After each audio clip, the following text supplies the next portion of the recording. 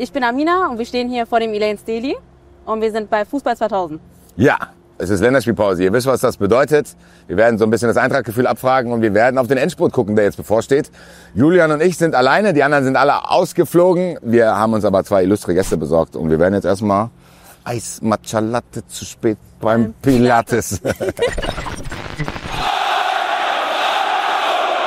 Fußball 2000, wir sind wieder da, Länderspielpause, das heißt ein bisschen Entspannung. Das heißt aber auch, dass der ein oder andere auf Außeneinsätzen für die Nationalmannschaft ist. Deswegen haben Julian und ich uns heute illustre Gäste geholt. Der Raudi ist da, Applaus, Applaus, Applaus.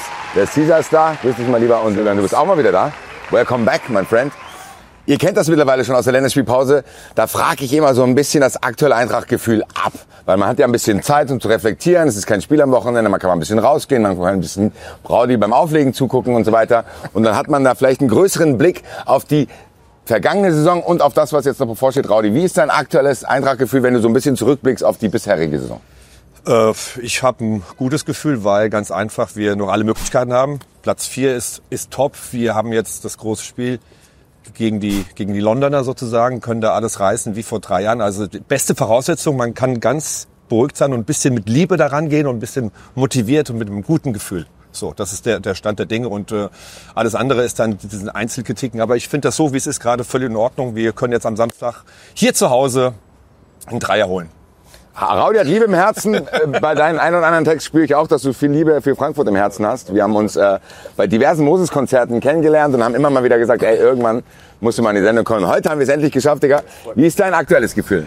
Ich kann mich dem nur anschließen. National auf jeden Fall sehr gut aufgestellt. Jetzt auch im Viertelfinale im internationalen Wettbewerb. Also man kann entspannt gucken. Natürlich fiebert man mit und hofft, dass es weit nach oben geht. Und ja, sehr gutes Gefühl zurzeit. Julian, die beiden sind sehr, sehr positiv. Ich bin ja auch ein bisschen ängstlich, muss ich sagen. Aber Julian, wie geht's dir? Hast du vielleicht irgendeinen Punkt, wo du sagst, das lässt mich nicht zurückschlafen in der Länderspielpause? Also an sich kann ich mich da anschließen. Wir stehen im Viertelfinale der Euroleague, stehen auf dem Champions League Platz. Gut, dass ihr das alle nochmal zusammenfasst. So kann man Servus für euch da draußen. Wusste bestimmt niemand, ne? Verfolgt hat.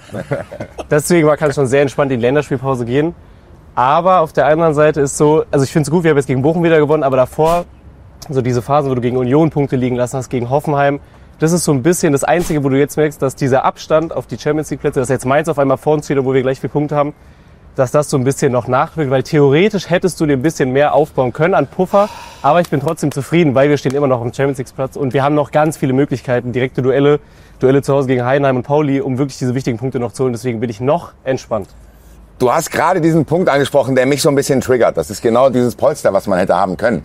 Aber hätte Fahrradkette. Ich bin froh, dass ihr das ein bisschen positiver seht als ich, weil ich habe so ein bisschen das Gefühl, es hat einen kleinen Stern, die ganze Situation. Weil du hättest, wie du es gesagt hast, leicht jetzt schon ein größeres Polster haben können. Und plötzlich sind halt die Vereine, von denen man Angst hatte, wieder näher dran. Und das wird ein geisteskranker Endspurt jetzt. Ja. Du hast irgendwie das Gefühl, das ist alles enger zusammengerückt. Gladbach kommt auf einmal noch dazu. Dann hast du Mainz und eingesprochen, Freiburg ist dabei, Leipzig kommt wieder. Jetzt haben wir ein direktes Duell gegen Stuttgart, wo die auch noch mal drankommen können. Ja. Also die Situation bleibt auf jeden Fall spannend. Aber ich schließe mich eigentlich dir an, dass man sagen muss, es hilft ja nichts. Man muss jetzt mit Liebe rangehen. Und ich glaube, dieser Bochum-Sieg war für dieses Gefühl, was man in der Länderspielpause hat, unfassbar wichtig. Weil stell dir das andere Szenario vor, du hättest nach den Spielen, die er angesprochen hat, auch in Bochum eventuell dann vielleicht noch den Ausgleich gefressen, dann wären die Vibes, glaube ich, nicht so gut. Also dieser Bochum-Sieg ist gar nicht gering genug einzuschätzen, oder? Oder hoch genug einzuschätzen. Mental ganz wichtig, weil jetzt Länderspielpause, dann nimmst du diesen Dreier mit im Kopf, bist motiviert, hast alle Möglichkeiten. Und hätte mir einer gesagt vor der Saison, wir stehen jetzt auf Platz 4 und sind im Viertelfinale, hätte ich gesagt, okay, den nehme ich. Also von daher, also bei aller Kritik immer, aber ruhig bleiben. Aber Fußball ist ein Tagesgeschäft auch. Da kommt es drauf an, wie du drauf bist. Ich habe auch Fußball gespielt. Das kannst du nicht immer voraussehen, wie du so einen Tag dann annimmst. Also von daher würde ich sagen, bisschen Motivation, bisschen Liebe im Herzen. Come on, Jungs. Bei Liebe im Herzen lande ich schon wieder bei dir.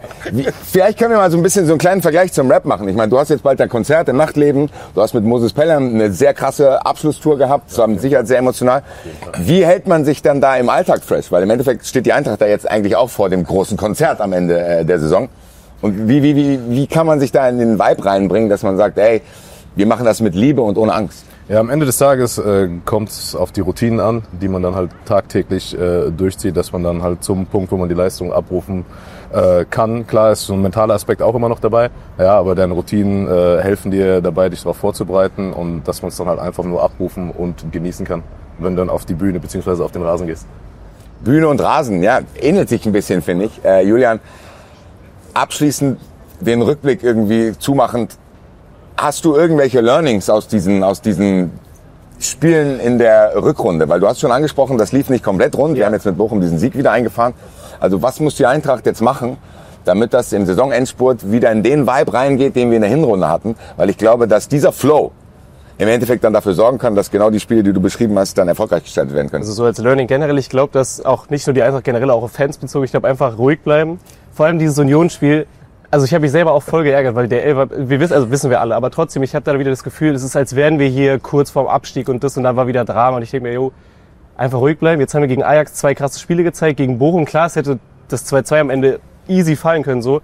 Wir haben mit Glück gewonnen, 3, also nicht mit Glück, es war auch verdient am Ende, aber deswegen ruhig bleiben. Ich glaube jetzt, selbst wenn du in der Liga mal was verlierst, wird passieren, sehr wahrscheinlich, konstant zu Ende spielen. Wir haben so eine gute Saison gespielt. Wir haben Verluste mit Mamouche gehabt. Wir haben trotzdem jetzt, dass wir immer noch auf dem 4. Platz stehen. Deswegen würde ich sagen, ruhig bleiben. Selbst wenn du Spiele verlierst, es wird passieren. Dafür gewinnen wir vielleicht ja gegen Tottenham, verlieren dann dieses scheiß Hamburg-Spiel gegen Heidenheim vielleicht, wo du dir auch denkst, diese Punkte brauchen wir. Aber selbst wenn das passieren sollte. Bereitet sich schon vor. Nein, wirklich, ich sehe schon, wir gewinnen gegen Tottenham, nur um dann gegen Heidenheim zu verlieren. Heidenheim und dann kommt Tottenham Heidenheim. Aber also ich glaube, selbst wenn sowas einfach ruhig bleiben, weil es bringt nichts, dann jetzt ein Riesendrama zu machen. Wir sind so krass aufgestellt, wir stehen so gut da. Einfach ruhig bleiben, genießen, was wir gerade erleben.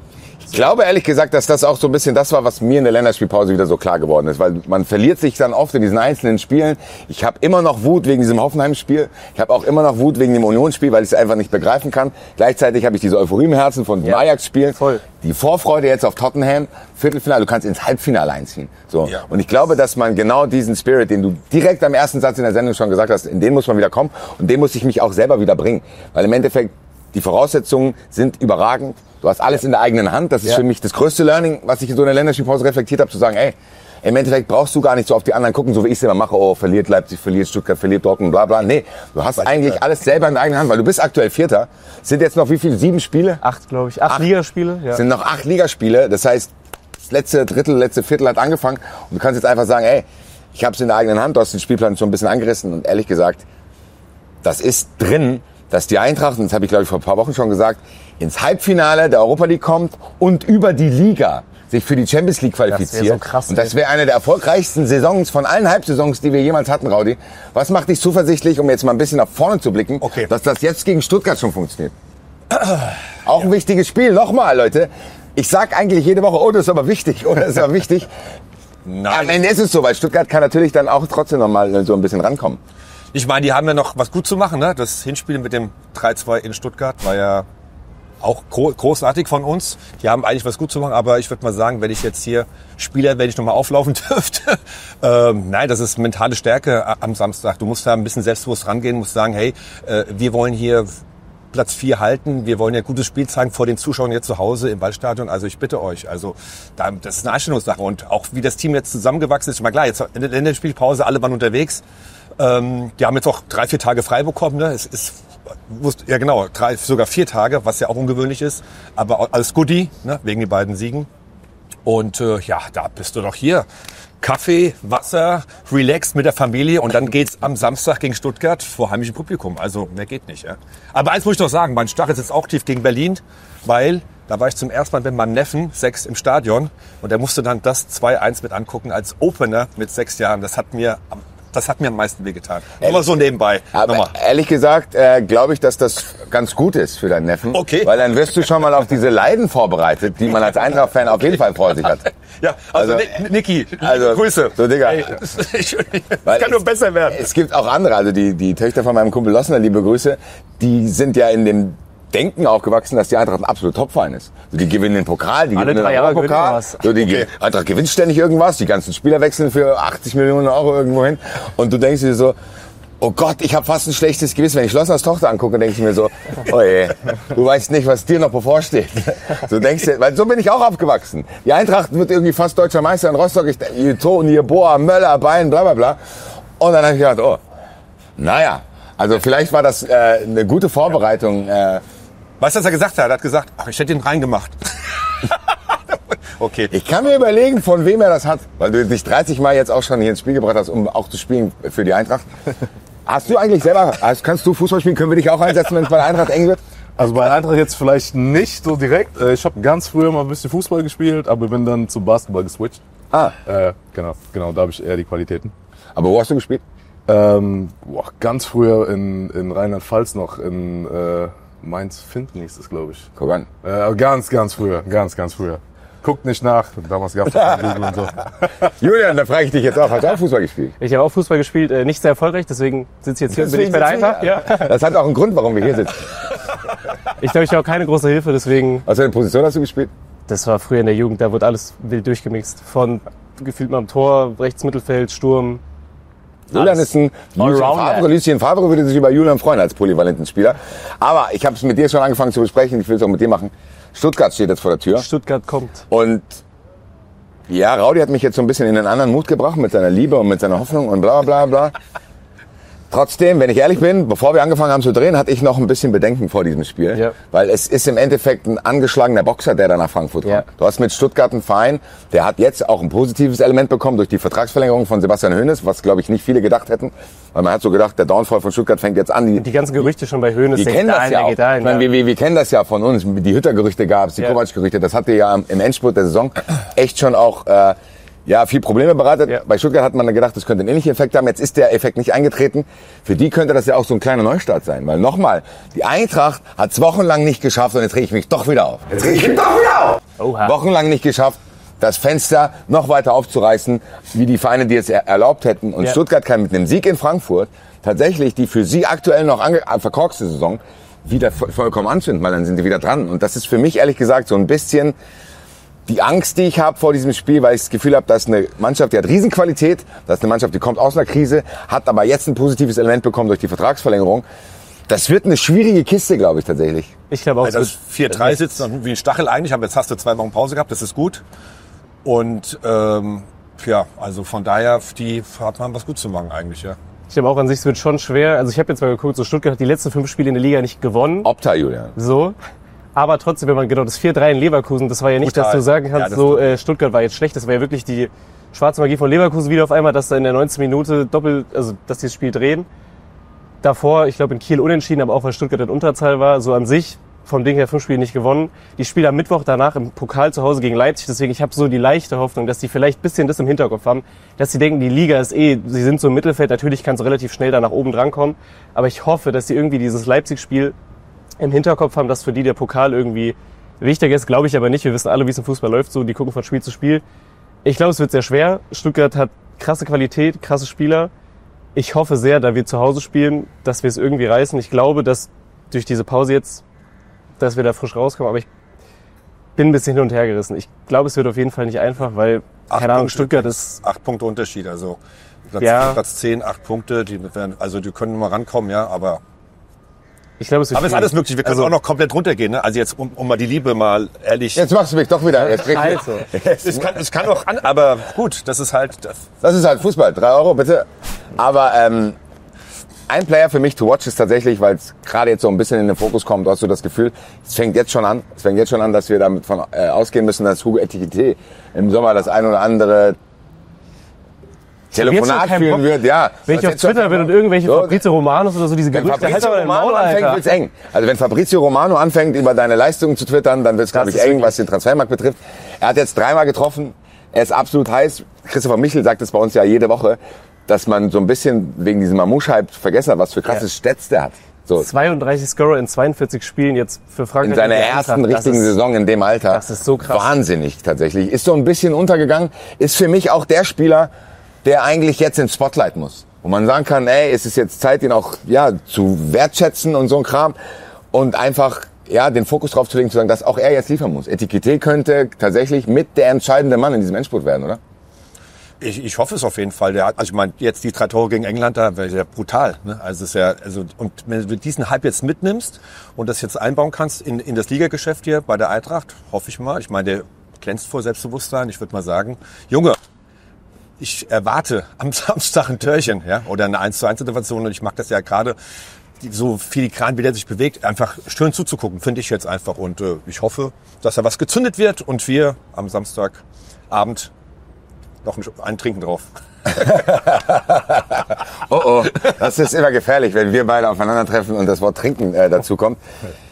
Jetzt habe ich dadurch meinen Faden verloren, weil ich tausende Bilder im Kopf habe. Julian, ganz kurz, hast du auch schon Angst? Du hast Fabrizio Romano angesprochen, weil genau das habe ich auch gesehen und dann wird es Also, halt eng. man muss ja realistisch sein. Wir wissen alle, wie das Geschäft ist. Wenn er das Angebot Aber reinkommt, ganz ehrlich, wie alt bist du? 21. Der ist 21 Jahre alt und der ist jetzt schon abgestumpft, was das Fußballbusiness betrifft. Seht ihr, was ihr selbst mit den jungen Leuten macht im Fußballbusiness? So, Es er ist ist jetzt schon abgeklärt und sagt, das ist Kolo. das.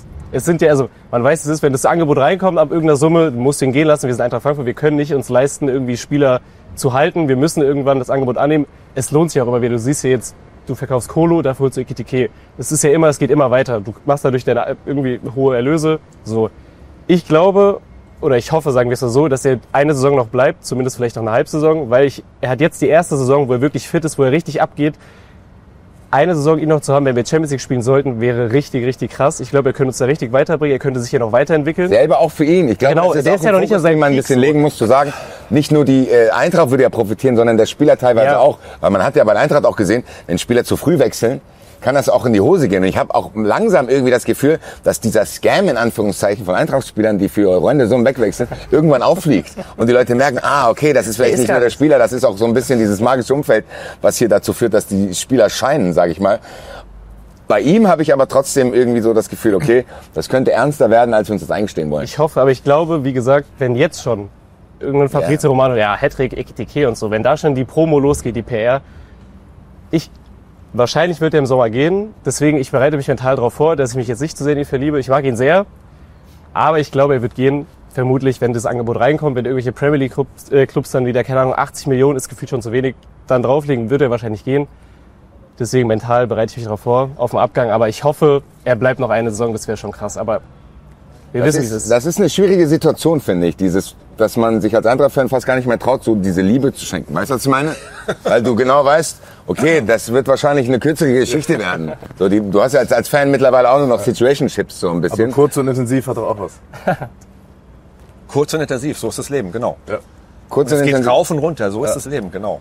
Und aber noch ein Aspekt übrigens, ich finde auch manchmal diese Harmonie in der Mannschaft ist auch wichtig. Man vergisst es manchmal. Das sind zwar alles irgendwie doch Söldner, die spielen, um halt ihre Leistung zu bringen, aber manchmal ist auch, wenn du dich ganz gut verstehst und wenn du so eine Sprache sprichst irgendwie, ist es auch, hilft das auch, finde ich, ja. Ich habe auch selbst gespielt, also das macht schon einen Unterschied. Das hat er jetzt zum dritten Mal untergebracht. Also liebe Eintracht, das ist schon eine sehr, sehr, sehr initiative Bewerbung hier von Raudi für das Spiel gegen Stuttgart. Genau, also genau. Ich habe ja gestern Ronaldo gesehen. Ich meine, 40 Jahre spielt im Sturm von Anfang an, Nationalmannschaft. Also, was sagst du dazu? Erstmal ein Elfer verschossen. Das stimmt, aber egal, okay, sei es drum. Nee, ich wollte nur sagen, ja, das spielt für mich eine große Rolle, auch eine Harmonie. Ich glaube auch, dass sich der andere nachher ziemlich wohlfühlt. Und auch in der Sprache sind ja 3 Franzosen, ein Belgier. Mit der Sprache ist es auch ein bisschen einfacher. Ich finde, das auch so kleine Aspekte, die darf man auch nicht unterschätzen. Tatsächlich? Dino Toppe war ein Mann, der sehr viele Sprachen sprechen kann. Und ich glaube generell, wenn nach dem Spiel die Spieler in die Kurve gehen und feiern, ich finde, es ist eine sehr harmonische Truppe. Es wirkt sehr, sehr, allein wenn Christensen da ausrastet, wirklich, was der für eine Der Mentalität. kann auch die ganzen Lieder schon singen. Wirklich, das ist so Der geil, wenn der da vorne unten steht. gestern, singt ne? mehr, Ja, das stimmt auch, er hat auch gestern getroffen. Überleg mal. Auch Aber wieder. allein diese junge Truppe, also so auch auf Social Media, wenn die da zusammen essen gehen oder so, ich denke mir immer geil, die verstehen sich irgendwie, das wird schon eine harmonische Truppe sein. Alleine, wie gesagt, diese Jubelbilder danach, wenn du zusammen in der Kurve bist, wie die feiern, das ist schon, da geht einem das Herz auf. Aber wie gesagt, man denkt immer dran, ja, es ist wahrscheinlich nicht immer so, die werden wahrscheinlich nicht mal allzu lange da sein, aber solange es so ist, immer genießen. Aber dann halten wir uns an das, was Cesar gesagt hat. Kurz und intensiv und dann lieber einfach genießen. Warum sollen wir jetzt schon rumheulen, dass die im Sommer alle weg sind? Im Sommer werden die Karten neu gemischt. Ja, schreibt ihr mal in die Kommentare, wie euer Eintracht-Gefühl ist. Wer euer Player to watch ist. Abschließend nenne ich meinen Player to watch für den Endspurt. Und das habe ich von Anfang an gesagt. Für mich ist Batshuayi ein unfassbar wichtiger Transfer gewesen noch am Ende. Weil ich das Gefühl habe, okay, der Typ ist mit allen Wassern gewaschen, der kann auch kurzfristig, kurz und intensiv, kann er seine Leistungen bringen, weil er einfach auch dieses vielen Wechsel und sich gewöhnen an neue Mannschaften ist der gewohnt. Ja. Und er hat jetzt auch schon 2 Tore gemacht. Ja. Und dieses Tor in Bochum war, glaube ich, sehr, sehr wichtig, zumindest für unsere Nerven, als wir dort oben standen, durchgefroren und gedacht haben, wir kriegen gleich einen Herzinfarkt. Also von daher, ich glaube, dass Batshuayi noch wichtig werden kann. Und das ist der schnellste Spieler der Liga auch, oder? Nee, das ist Bahoya. Bahoya. Bahoya. Tatsächlich. Und Bahoya ist ist aber auch einer, tatsächlich. Der jetzt auch Kurs. jetzt quasi neuer Startelf-Kandidat geworden ist mit seiner Schnelligkeit. Hat sich so ein bisschen so Bundesliga-Härte abgeholt. Selbstbewusstsein, glaube ich, auch einfach ein bisschen Genau, getankt. es ist ja diese Wichtigkeit. Dann triffst du mal im Europapokal, dann triffst du mal in der Bundesliga. Dann hast du diesen Spotlight-Rekord, den du gerade angesprochen hast, hier mit fast 40 km/h. Überleg dir jetzt mal. Überleg dir mal, hier würde einer mit 40 km/h vorbeilaufen und die Polizei würde den aufhalten. In Frankfurt wirst du geblitzt auf jeden Fall, wenn du hier mit Das fände ich ehrlich gesagt lustig. Ich will das machen. Ich will, dass Bahoya an einem Blitzer vorbeiläuft und dann so ein Bild macht. Gut, ich glaube, die Eintracht ist besprochen, aber wenn ich dich schon mal hier habe, will ich trotzdem so ein bisschen noch mal ein kleines Recap machen, weil wir werden eventuell den einen oder anderen Moses Pelham-Fan haben. Du hast Moses Pelham, eine absolute Frankfurter Legende, begleiten dürfen auf der Bühne als Support-Act, oder wie nennt man das? Als Support-Act, als Tour-Support, ne? Vor seiner Show und dann auch nochmal als Backup-MC während seiner Show. Genau. Nimm mich mal ein bisschen mit in den Vibe, den es hatte, weil ich meine, Moses Pelham jahrelang, jahrzehntelang Frankfurt geprägt, mit Sicherheit auch dich auch ein bisschen mitgeprägt, dich noch nicht so sehr wahrscheinlich. Für dich ist es sehr oldschool. Für dich sind das jetzt hier alte Leute, die so ein bisschen von früher erzählen. Was sind Platt?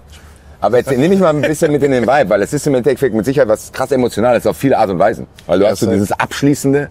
Also zum einen, also auf mehreren Ebenen. Ne? Zum einen, so als Frankfurter Rapper ist natürlich eine maximale Riesenehre, dass man dann mit am Start sein darf. So, ne? Zum anderen, klar, Moses als Mensch ist auch ein sehr korrekter Bruder. Und am Anfang realisiert man das jetzt noch so gar nicht, okay, das ist jetzt die letzte Tour, das ist so sein Abschied, wenn man dann so in dem Probekeller sitzt, dann 8 Stunden, keine Sonne und man geht die Songs durch, ne? Aber dann hat man je näher es an den Tourstart kam, ne, man sieht so, okay, hier Tickets sind ausverkauft, boom, noch eine Venue wird aufgemacht, boom, noch ein Termin und aus den anfangs 2 Ich habe es irgendwann gesehen, die Batschka-Plakate, die kennt man ja hier, die an den Stromkästen hängen. Da war dann im Dezember nur Moses Pelham. Ja, die Batschka komplett blockiert gewesen. Genau, 9-mal ausverkauft, so en suite heißt das ja, glaube ich. Genau, wenn man so 2 Wochen am Stück irgendwie da ist. Und wie gesagt, also das Team an sich war auch wie so eine kleine Familie. Man kannte sich ja schon, weil man auch letzte Tour zusammen gespielt hat. Und der Vibe war schon sehr magisch, auch so die Interaktion mit dem Publikum. Du hast ja Leute weinen sehen und auf der Bühne war es auch ab und an mal so ein bisschen knapp und das eine Tränchen ist gekullert. Das war ein sehr magischer Vibe und ich bin sehr froh, dass ich ein Teil davon gewesen bin und ihn ein kurzes Stück auf seinem Weg habe begleiten dürfen. Und bin auch sehr dankbar so für die Opportunity, die er mir da gegeben hat. Dein Weg geht aber weiter. Du kannst jetzt hier ein bisschen Promo machen. The Stage is yours. Kommt alles ins Nachtleben. Am 12.07. Ist der Boy Cäsar ist im Nachtleben. Kommt alle rum. Die Early Bird Tickets sind jetzt weg. Der normale Verkauf geht jetzt los. Deswegen kommt rum. 12.07. Nachtleben ist ein Samstag. Wochenende. Besser geht's nicht. Verrat mir ein Lied von dir, wo du sagst, das anhören heute noch. Also als Teaser mal.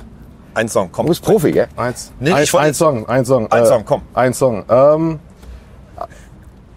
Als Frankfurter würde ich sagen, Frankfurter Stolz. Kommt auch gut im Stadion. Ja. Okay. Und ansonsten Phoenix EP kam gerade raus. Ja, sind 7 Songs. Was fürs Herz dabei, was für Kopf dabei. Gönnt euch das auf jeden Fall. So, ihn könnt ihr im Nachtleben sehen. Ich kann dich ab und zu im Monster Café am Römer sehen. Da wolltest du mir auch noch eine Story erzählen. Weil immer wenn ich ins Monster Café komme und DJ Rowdy legt auf seinem Bügelbrett auf, erzählst du mir, ich glaube, du hast mir schon 10-mal erzählt, Basti, stell dir vor, die Eintracht gewinnt den Europapokal. Und wir gucken jetzt hier vom Monster Café direkt auf den Balkon.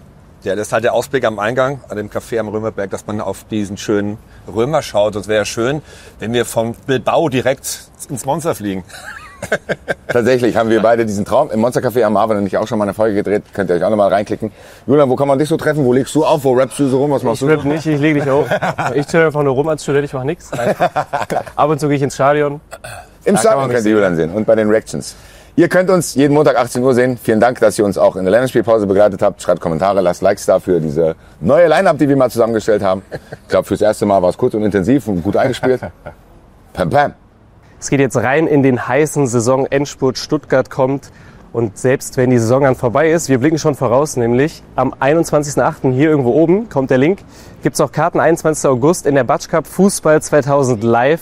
Also da müsst ihr unbedingt dabei sein, checkt die Links aus. Und wenn ihr jetzt auch Bock habt, in der Länderspielpause irgendwie euch ein bisschen mit Eintracht-Content zu beschäftigen, hier geht's zu einer Folge, da haben wir die geilsten Retro-Trikots von Eintracht Frankfurt gerankt mit Basti, Boris und Stefan. Es ist wirklich ein Kunstwerk, diese Folge. Schaut rein, lasst Likes da und kauft euch Tickets.